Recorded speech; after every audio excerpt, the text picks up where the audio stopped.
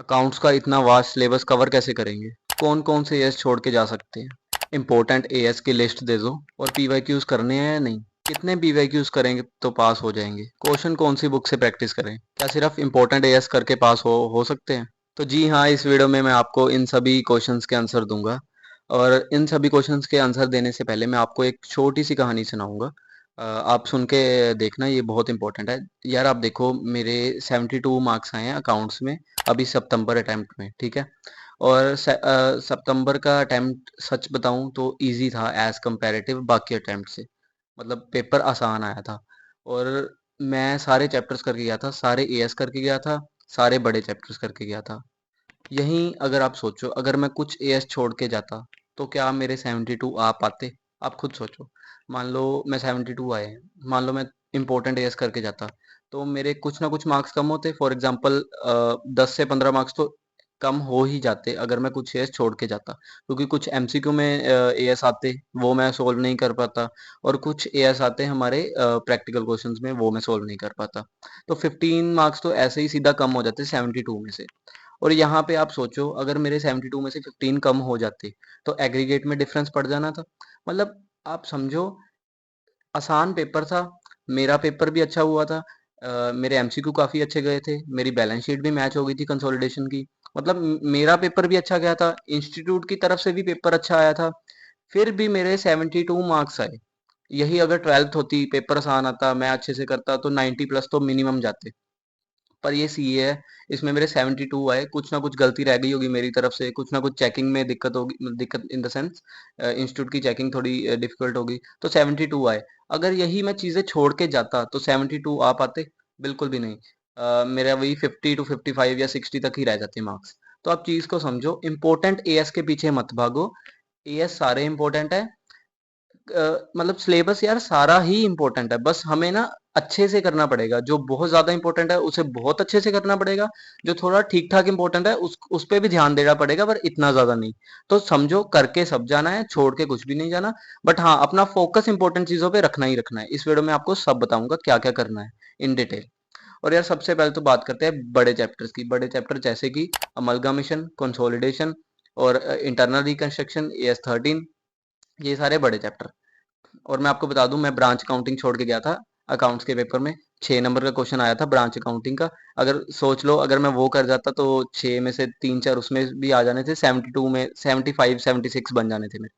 तो आप चीज को समझो, एक चीज छोड़ने का नतीजा थोड़े मार्क्स छोड़ना है एग्जाम में, तो कुछ भी छोड़ के तो नहीं जाना। बड़े चैप्टर्स की बात पे आते हैं।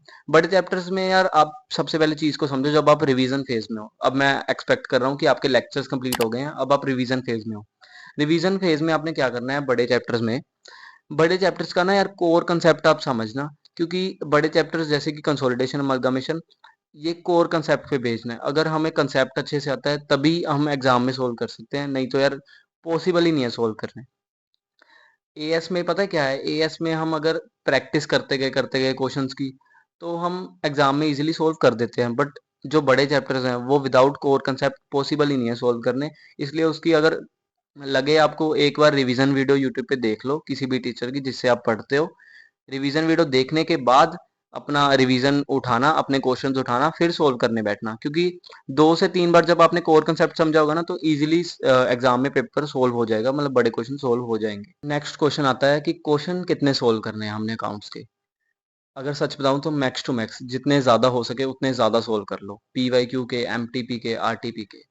अच्छा, आपके जो भी आप टीचर से पढ़ रहे होगे, उन्होंने आपको जो भी बुक दी होगी, उनमें ऑलमोस्ट सब में सारे कवर होते ही हैं, पीवाईक्यू, एमटीपी, आरटीपी। जैसे मैं पीडब्ल्यू से पढ़ा था नितिन सर से, उनकी ये वाली बुक थी। इसमें सब कवर था, पीवाईक्यू भी कवर थे, एमटीबी भी कवर था और आरटीपी भी कवर था। जितने मार्क्स आ सके हैं ना, मतलब मेरे इसकी वजह से ही हैं, क्योंकि यार सब क्वेश्चंस कवर थे। लिटरली सेम क्वेश्चंस एग्जाम में मुझे देखने को मिले, सेम क्वेश्चंस एमसीक्यू में भी देखने को मिले, प्रैक्टिकल में भी, मतलब सारे सेम क्वेश्चंस थे। मतलब यार मैं जितना पेपर करके आया ना, मेरा 60 to 70% सेम ही था। मैंने इस बुक में मतलब वो क्वेश्चंस किए हुए थे। तो जिस भी टीचर से आप पढ़ रहे हो, उन्होंने भी सब क्वेश्चंस प्रोवाइड किए होंगे, उनसे आप सारे क्वेश्चन सोल्व कर लो A to Z। देखो यार, रिवीजन फेज में तो हमें सब करना है A to Z, कुछ छोड़ना नहीं है। ऐसे नहीं करना कि ये चीज छोड़ दी, ये चीज छोड़ दी, सब कर लो। जब अब आपको क्या करना है रिवीजन फेज में ना, जो भी आप कर रहे हो इसको समराइज करना है। क्योंकि लास्ट के 5 दिन में जब आप अकाउंट्स को लेके बैठोगे, आप सब नहीं कर सकते। समराइज कैसे करना है, जो भी आप चैप्टर कर रहे हो, एक नोटबुक लेनी है, कुछ कंसेप्ट्स आपने समझे जो आपको लगता है कि लास्ट के दिन में ये पढ़ने ज़रूरी हैं या इम्पोर्टेंट है, वो आप नोटबुक पे नोट कर लो। कुछ क्वेश्चंस इंपॉर्टेंट वाले हैं जिसमें सारे कंसेप्ट कवर हो रहे हैं, जैसे कि इंटरनल रिकंस्ट्रक्शन का ऐसे है कि उसमें जर्नल एंट्रीज हैं, तो एक दो ऐसे क्वेश्चंस पकड़ लो जिसमें सारे क्वेश्चंस कवर हो रहे हैं, मतलब जिसमें छोटे छोटे क्वेश्चंस भी सारे एक बड़े क्वेश्चन में ही कवर हो रहे हैं। हर चैप्टर में आपको ऐसे क्वेश्चंस मिल जाएंगे, कंसोलिडेशन में भी मिल जाएंगे और उसमें अमलगमेशन में भी मिल जाएंगे, इंटरनल रिकंस्ट्रक्शन में भी मिल जाएंगे, सब में मिल जाएंगे। ऐसे बड़े क्वेश्चंस उठाओ, मतलब सोल्व सारे करो, उसके बाद आपको पता चल जाएगा कि कौन सा ऐसा बड़ा क्वेश्चन है जिसमें छोटे भी थोड़े कवर हो रहे हैं। तो लास्ट के दिन में आपको वो सब देख के जाने हैं इंपॉर्टेंट।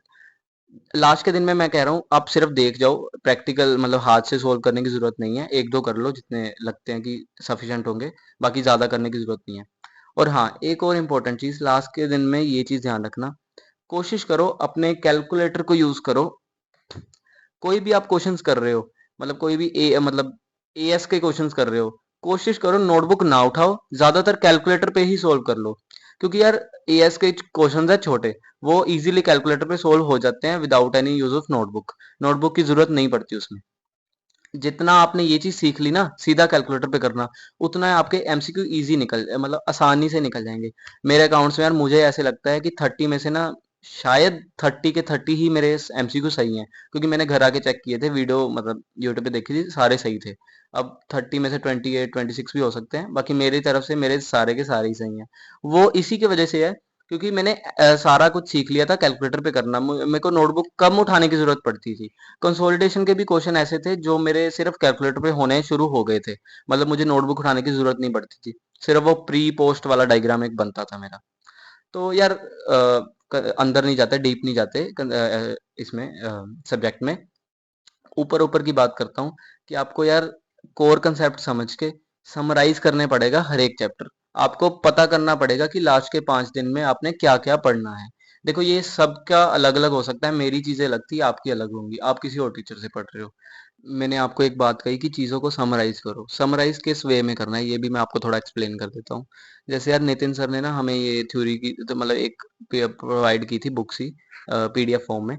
तो इसमें क्या था, जो हमें मतलब चैप्टर्स में प्रैक्टिकली सोल्व करते हैं, उसमें जो भी एडजस्टमेंट्स होती हैं या कुछ भी प्रैक्टिकल अप्लाई कुछ भी होता है, उसको सर ने ना वही चीज़ हमें थ्योरी की फॉर्म में भी थोड़ी थोड़ी दे दी थी कि हम लास्ट के टाइम पे ये चीज रीड करें और हमें प्रैक्टिकल कंसेप्ट समझ आ जाए कि अच्छा चैप्टर में ये था। मतलब समझ रहे हो ना आप, प्रैक्टिकल को थ्योरी में भी थोड़ा कन्वर्ट करके दे दिया था सर ने कि आप हम लास्ट में पढ़ के समझ सके कि चैप्टर में ये सब था। तो सर ने ये चीज प्रोवाइड कर दी थी और जो मैं एडिशनल कुछ ऐड अप कर सकता था तो मैंने इसी में कर लिया था। तो आपने भी यही करना है जिस भी टीचर से आप पढ़े हो। जब आप अपने क्वेश्चन सॉल्व करोगे रिवीजन के टाइम में, तो वो रिवीजन जो प्रैक्टिकली अप्लाई हो रहा है उसको थ्योरी की फॉर्म में भी थोड़ा थोड़ा साइड पे लिखते जाओ इंपॉर्टेंट चीजें, ताकि लास्ट में आप पढ़ लो और कंसेप्ट सारे एकदम से सारे याद आ जाएं आपको। ये चीज आपको समराइज करनी पड़ेगी लास्ट के दिन में, क्योंकि आपको इजीली फिर आसानी हो जाएगी ना यार पढ़ने में। तो ये चीज है। और इम्पोर्टेंट चीजें यार सारी नोट करते जाना, क्योंकि जो आप बनाओगे ना नोटबुक समराइज करके, उसको ज्यादा से ज्यादा 1 से 1.5 घंटा लगेगा लास्ट के दिन में पढ़ने में। वो ज्यादा बड़ी नहीं बनती, छोटी सी बनती होती है। 2 घंटे से ज्यादा तो लगता ही नहीं है उसको पढ़ने में, पर उससे हेल्प बहुत ज्यादा होती है। देखो पहली चीज मैंने आपको बताई थी कि कोर कंसेप्ट बड़े चैप्टर्स के समझो और ज्यादा से ज्यादा क्वेश्चन सोल्व करो। दूसरी चीज मैंने आपको बताई थी, नहीं बताई नहीं थी, मैं बताने जा रहा हूँ कि मिनिमम 2 रिवीजन रखना एग्जाम से पहले, मिनिमम 2 रिवीजन। और लास्ट वाली तीसरी रिवीजन एग्जाम टाइम पे जो 4 5 दिन आप लोगे ना, मैं आपको रिकमेंड करूंगा मिनिमम 5 दिन ले लेना अकाउंट्स के लिए, सिलेबस ज़्यादा है तो आसानी रहेगी। और उसके बाद तीसरी चीज़ चैप्टर्स को समराइज करना, वो मैंने आपको पीछे बता दिया कि कैसे करना है। और चौथी चीज़, try to solve without notebook, मतलब कैलकुलेटर की मदद से ही ज़्यादातर सोल्व करो अपने क्वेश्चंस, नोटबुक को कम से कम उठाओ, मोस्टली एएस में। और अगला, सारे एएस इंपॉर्टेंट है, कोई भी एएस छोड़ के नहीं जाना, कोई भी नहीं। ए मैंने सिंगल एएस सिंगल भी नहीं छोड़ के जाना, सब करके जाना है। और MCQs are must, MCQs are must मतलब कि एम जब आप क्वेश्चन सोल्व बहुत सारे कर लोगे ना, यू विल सी कि ज्यादातर एमसीक्यू सेम है, उन उनमें से ही है, कुछ अलग नहीं आया। मैंने अलग से एमसीक्यू की प्रैक्टिस की थी? बिल्कुल नहीं। सिर्फ क्वेश्चंस किए थे और सेम ही मुझे दिख गए थे उधर ही। और मिनिमम 4 से 5 पीवाईक्यू करने हैं। जो आपको बुक प्रोवाइड की है आपके टीचर ने वो तो सोल्व करनी ही करनी है, उसके अलावा भी मिनिमम पिछले लेटेस्ट 4 से 5 साल के पीवाईक्यू करने हैं। क्योंकि आप देखोगे यार कुछ ना क्वेश्चन सेम उठ के आए हुए हैं। मैंने देखा था कि काफी क्वेश्चन सेम थे मेरे एमसीक्यू में प्रीवियस पीवाईक्यू से। तो हाँ, एक और चीज, जिसके पास यार जो मतलब सेल्फ स्टडी कर रहा है या आईसीआई मॉड्यूल से पढ़ रहा है वो क्या कर सकता है, अगर उसको क्वेश्चन चाहिए तो आप नितिन सर की बुक ही ले सकते हो, इसमें से क्वेश्चन सोल्व कर सकते हो ज्यादा से ज्यादा। इसमें काफी क्वेश्चन है, मतलब मोर देन इनफ क्वेश्चन है, तो इसके आप क्वेश्चन कर सकते हो। पीडीएफ का अगर आपको लिंक चाहिए मैं डिस्क्रिप्शन में दे दूंगा आपको। तो बस यही था यार आज की वीडियो में। अकाउंट्स के बारे में सारा इन डिटेल मैंने एक्सप्लेन तो कर दिया। अगर आपको कोई भी और डाउट हो तो आप कमेंट्स में पूछ सकते हो, और टेलीग्राम चैनल ज्वाइन कर लो, इंस्टा पे फॉलो कर लो if you are using Insta. और डिटेल में मैंने तो कोशिश की यार सब बता सकूं, बाकी कोई डाउट रह गया हो तो आप कमेंट्स में प्लीज़ पूछ लो, मैं अब सबको रिप्लाई कर दूंगा। और फिर मिलते हैं नेक्स्ट वीडियो में।